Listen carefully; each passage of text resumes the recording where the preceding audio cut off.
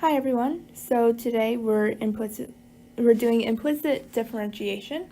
So usually in math we deal with functions called explicit functions where y is written as a function of x. So that's why you commonly see y equals f of x.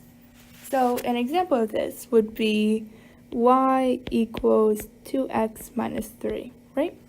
Except now we're going to be dealing with implicit functions, which is basically, there's no real distinction between the variables, and often you'll find that the variables are on the same side. So this that we have here would turn into something like 2x minus y equals 3. So you can see here that the expression is defined in terms of both x and y, and there's no real independent variable. So just so you know what that looks like, this is what we're going to be dealing with. Okay, so now I want to talk about what we want to do is to find a single expression directly from the equation without first solving for y, right? Because in terms of implicit differentiation, it allows us to differentiate the whole expression instead of turning it into a bunch of explicitly defined functions, which we then have to differentiate each of them. So we'll usually end up with something solving for dy dx.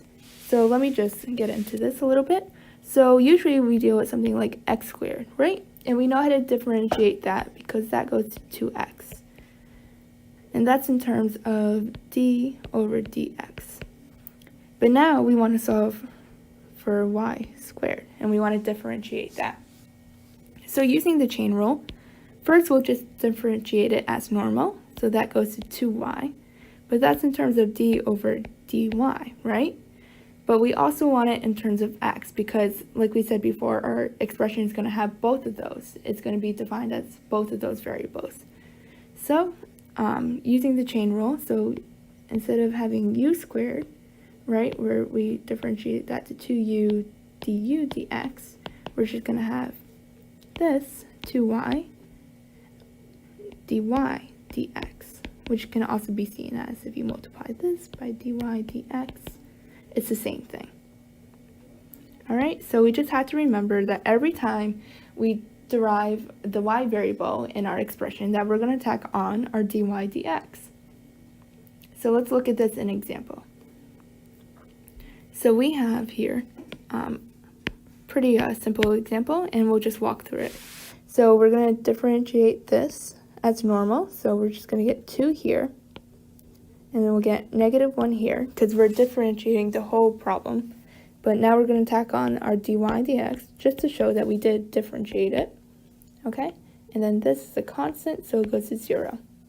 All right, so now basically the only thing we want to do is isolate our dy dx because that's what we're solving for. So I'm going to pull 2 to the other side, get this. And now just to get rid of our negatives, we'll divide. And we'll get dy dx equals 2. Okay, pretty good, right? So now moving on to our next example, circles, which is very easy to see that this is implicitly defined, And instead of solving for 2 expressions, which is what we would get if we were to define this explicitly, we're just going to differentiate the whole thing, which makes it way easier for us. So, first we're going to do x squared, which just goes to 2x, as we saw before. Y squared goes to 2y, and we tack on that dy dx. Okay, and then our constant is going to go to 0 as always. All right, so now, like we said before, we just want to isolate our dy dx. So, doing that, I'm going to get rid of the x on this side first. All right, and then we're going to divide by 2y, and we'll get our dy dx equals -2x over 2y, and simplifying that, we'll get dy dx equals -x over y.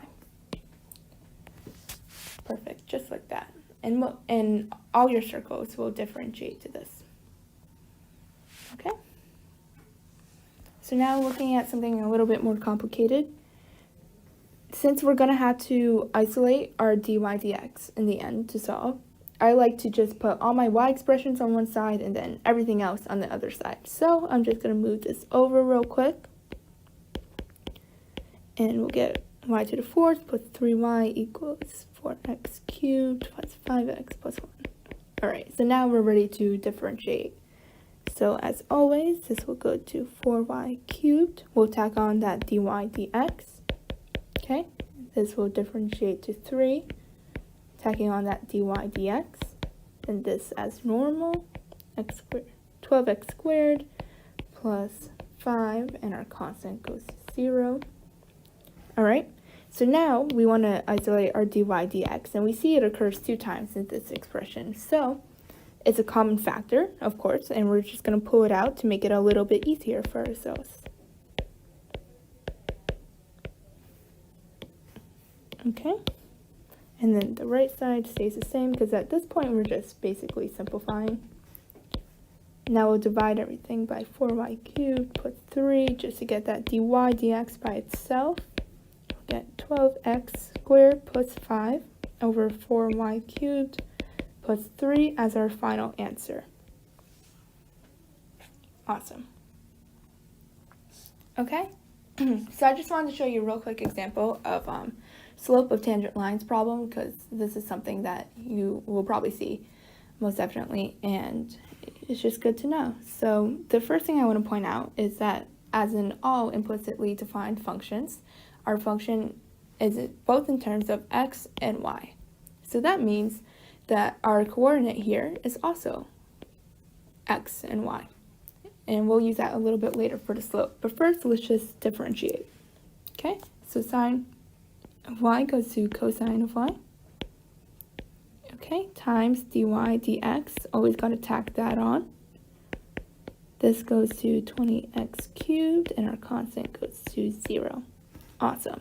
So this is pretty easy to look at, because now we're just going to isolate our dy dx, and we'll get 20x cubed over cosine of y.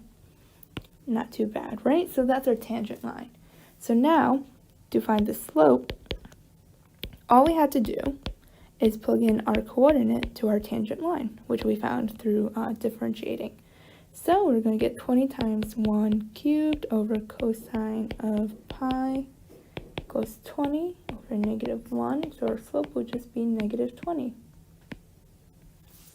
And you can use the same process for any tangent line problems you get. It's going to be the same thing. And I hope you understand what implicit differentiation is now. Thank you.